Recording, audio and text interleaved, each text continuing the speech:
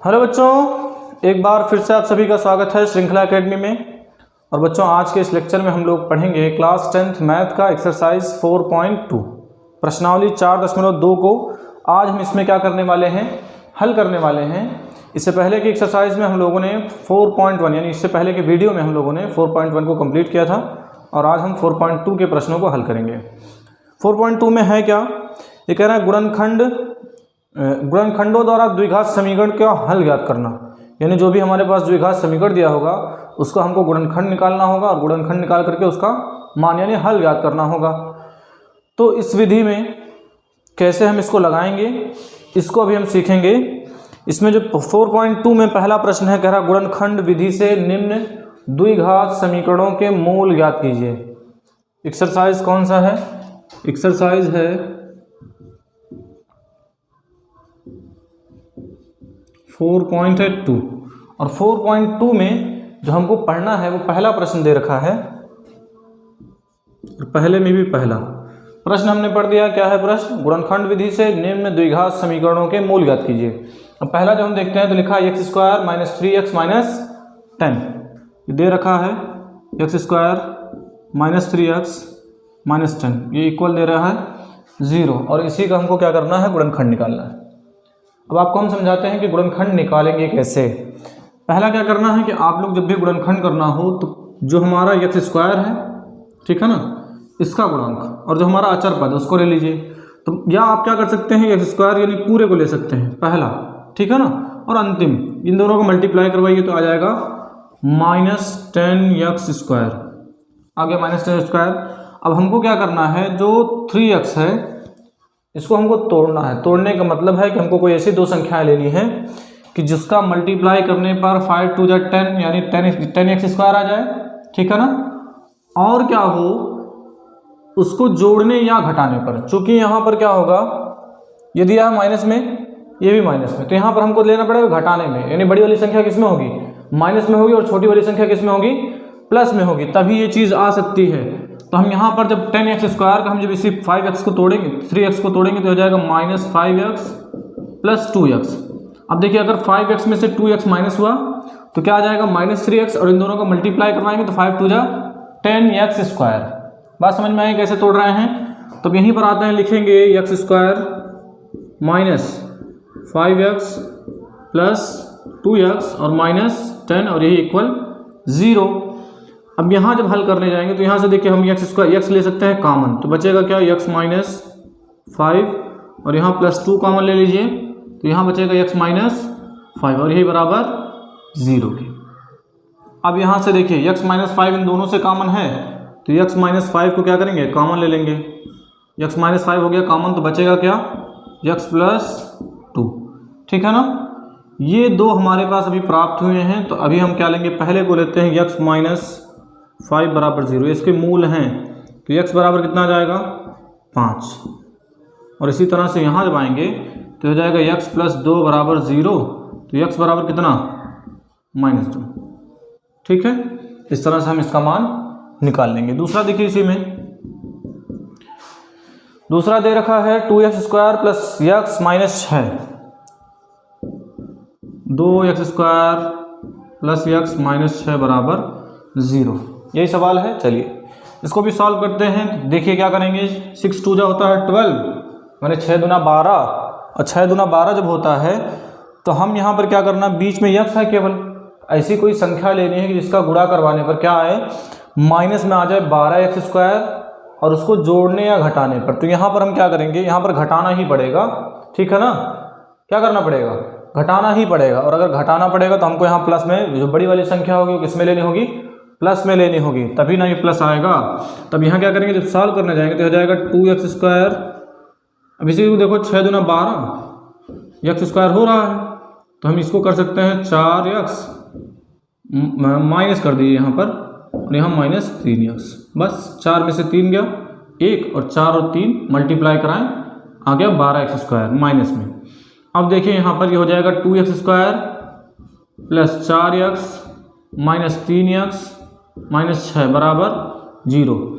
अब यही निकालिए, यहाँ से 2 देखिए कॉमन हो गया तो 2 कॉमन तो बचेगा क्या, x², अच्छा 2x कॉमन लेना पड़ेगा, हाँ ये भी बात, 2x कॉमन।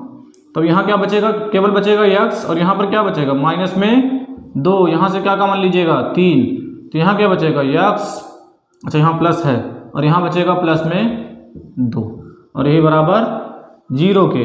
अब यहाँ देखिए क्या कॉमन है, x प्लस 2, तो x प्लस 2 को क्या करेंगे बाहर, तो हो गया x प्लस 2 बाहर, और अंदर बचा क्या 2x माइनस 3, और यही बराबर 0 के। तो आ जाइए ले लीजिए एक संख्या को, पहला मूल x प्लस 2 बराबर 0, तो x बराबर कितना आ जाएगा -2, और यहीं पर दूसरा ले लीजिए 2x माइनस 3 बराबर 0, तो x बराबर 3/2। कोई डाउट है नहीं।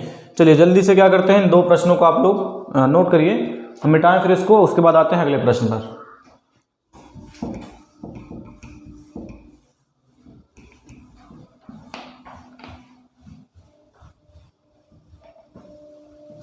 अब देखिए इसका तीसरा प्रश्न, तीसरा इसमें दे रखा है, जो हम पहले का तीसरा है याद रहे, नहीं तो ऐसा करें कि सर जी तीसरे भाग गए हैं, तीसरे पे ऐसा नहीं, पहले का तीसरा है। इसमें दिया है √2x², रूट में 2x² प्लस 7x है, हाँ चलिए प्लस है 5√2, इसको बोला करिए थोड़ा सा, बराबर में है 0, ठीक है, इतना दे रखा है। अब इसी को क्या करना, गुणनखंड करना है। तो यहाँ पर स्पष्ट दिख रहा है, देखिए ये √2x² प्लस 7x प्लस 5√2 बराबर 0। पहले और अंतिम का क्या कराएंगे,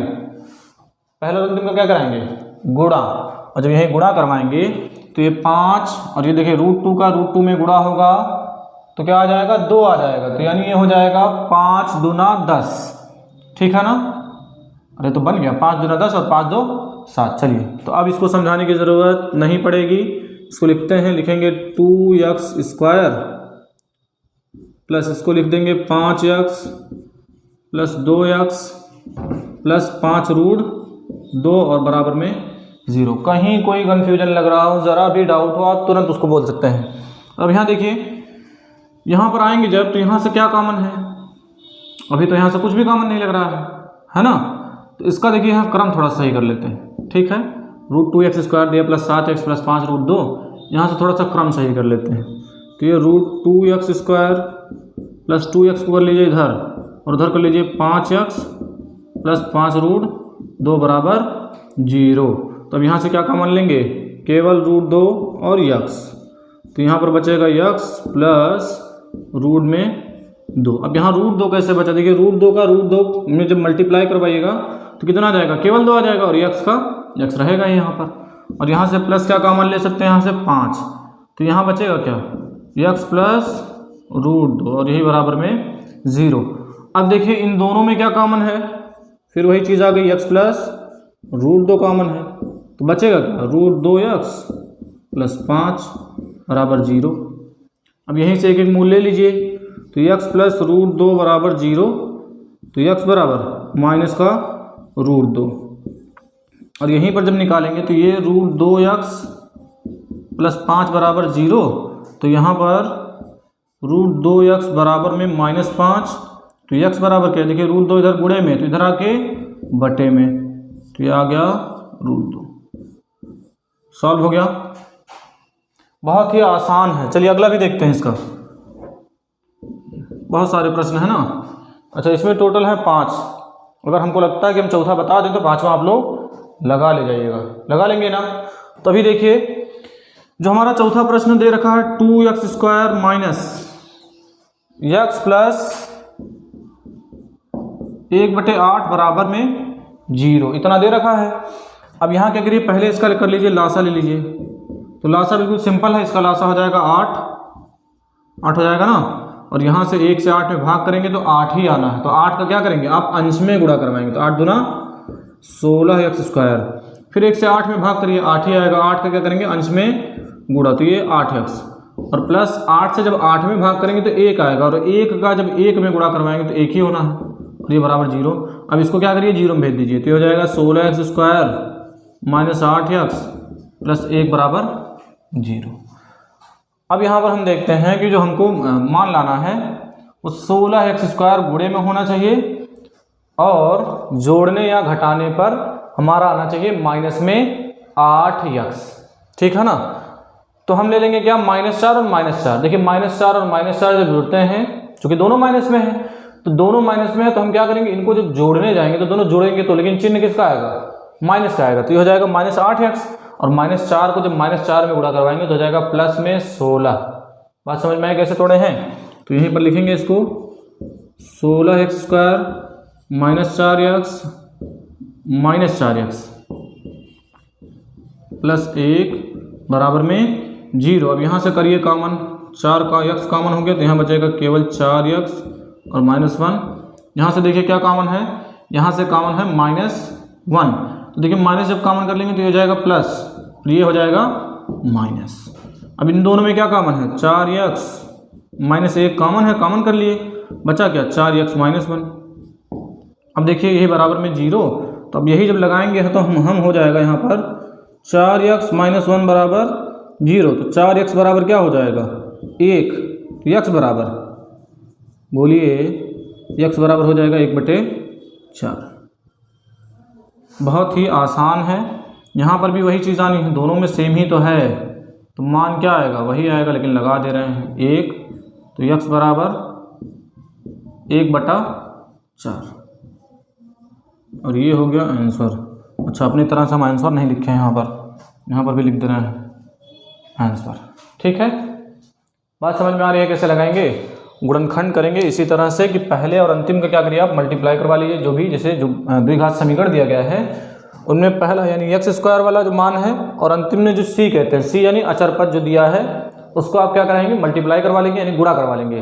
और गुणा करवाने के बाद फिर आप देखेंगे कि हम जो बीच वाली संख्या दी गई है यानी x का गुणांक है ना, तो उसको हमको क्या करना है, ऐसा तोड़ना है, या आप इस तरह से नहीं तोड़ना चाहते हैं तो ऐसे भी कुछ लोग तोड़ते हैं। जैसे 4 ये 7 था तो इसको 4 + 3x करते हैं, अलग अलग दिखाते हैं इसको, या 5 + 2 करते हैं, है ना।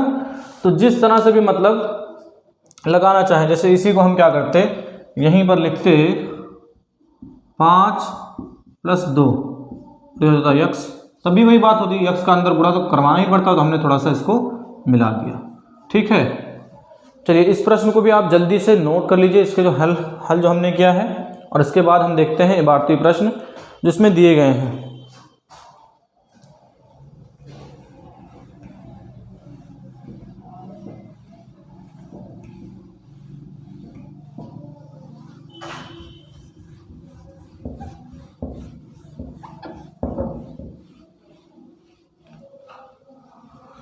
अब देखिए इसमें जो इबारती प्रश्न है, यानी पहला तो हो गया कंप्लीट, इसमें हमने 5वां छोड़ा है आप लोगों के लिए, उसको हल करेंगे। चूँकि इसमें 4 है ना, पहले में एनसीईआरटी की बुक में जो 4.2 है उसमें टोटल जो प्रश्न दिए गए हैं वो हैं 5, जिसमें से हमने 4 को हल किया है, 1 बचाया गया है। देखिए इसमें जो दूसरा प्रश्न है, उदाहरण 1 में दी गई समस्याओं को हल कीजिए। तो अगर बुक है तो उससे आप क्या कर सकते हैं, उदाहरण 1 को देख करके उसकी जो समस्या है उसको हल करेंगे। हम आते हैं सीधे तीसरे प्रश्न पर। कह रहा है ऐसी 2 संख्याएं ज्ञात कीजिए जिनका योग कितना है 27 और गुणनफल दिया है 182। ये प्रश्न संख्या पहला हम क्या करेंगे, मानेंगे दो संख्याएं है ना, तो पहले मानेंगे, माना पहली संख्या बराबर क्या है x, ठीक है ना। हाँ, ऐसी 2 संख्याएं ज्ञात कीजिए जिनका योग 27 हो और गुणनफल 182 हो, तथा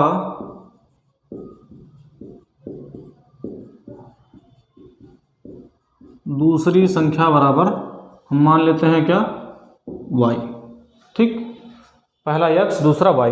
तब कह रहा है कि दोनों संख्याओं का योग, प्रश्नानुसार आते हैं इस पे, प्रश्नानुसार क्या करेंगे, दोनों का योग दे रखा कितना है, x + y बराबर कितना 28, अच्छा 27 दे रखा है, और इनका गुणनफल कितना दे रखा है, बराबर है 128, 182, ये भी उल्टा है 182। तो अब कह रहा है संख्याएं ज्ञात कीजिए। पहला क्या करिए, किसी एक के रूप में हम मान निकाल लीजिए, ठीक है ना। x + y बराबर 7, तो x बराबर क्या हो जाएगा 27 - y, इसको मान लीजिए समीकरण 1। दूसरा ले लीजिए x × y बराबर है 182, ठीक है ना, यहीं से x का मान रख दीजिए। तो यहीं लिखते हैं समीकरण 1 से x का मान रखने पर, x का मान रखने पर, और ये जब मान रखने जाएंगे तो क्या हो जाएगा, ये हो जाएगा 27 माइनस वाई और ये गुणे में y बराबर 182। y का गुणा करवाइए तो हो जाएगा 27 y माइनस वाई स्क्वायर बराबर 182। सबको उधर ले जाइए तो ये हो जाएगा y square minus 27y plus 182 और यही बराबर में 0। ठीक, अब हमको क्या प्राप्त हो गया है, एक तो समीकरण प्राप्त हो गया है जिससे हम क्या करेंगे आगे, ये द्विघात समीकरण के रूप में मिला है। अब हम क्या करेंगे, इसी को हल करेंगे, गुणनखंड करेंगे। पहला चीज यहाँ से समझ लीजिए कि हमने माना पहली संख्या क्या है x, दूसरी संख्या क्या है y। प्रश्नानुसार दोनों संख्याओं का योग दे रखा था x प्लस वाई बराबर 27 और उनका गुणनफल दे रखा था 182। तो हमने पहले वाले से क्या किया है, x बराबर निकाला 27 माइनस वाई, इसको मान लिया समीकरण 1। और जो दूसरा शर्त दिया गया था, या यहीं पर आप क्या कर सकते हैं, इसको 3 कर लीजिए, इसको 1 2 कर लीजिए, कोई दिक्कत नहीं, ठीक है ना। तो समीकरण 1 से या समीकरण 3 से यहाँ कर लीजिए, समीकरण 3 से क्या करने पर, x का मान रखने पर। तो जब यहाँ x का मान रखेंगे तो 27 माइनस वाई गुणे वाई बराबर 182। तो अब यहाँ पर क्या होगा, जब y का आप यहाँ पर गुणा करवाएंगे तो ये हो जाएगा 27y और y का फिर y में गुणा करवाएंगे तो माइनस वाई स्क्वायर।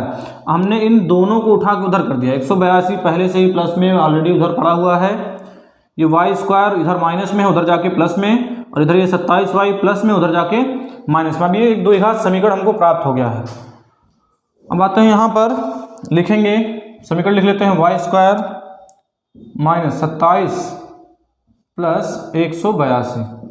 अब इसी को सॉल्व करना है, ये 182 है और ये 27 है, कितने से गुणा करवा दें, 27 है तो हम अगर करते हैं 15 12 तो नहीं होगा, 15 12 नहीं होगा, 16 कर लीजिए, 11 कर लीजिए, 15 10 करेंगे तो 15 दही 150 होना है, 16 10 करेंगे तो 16 दही 160 होना है, ठीक है ना।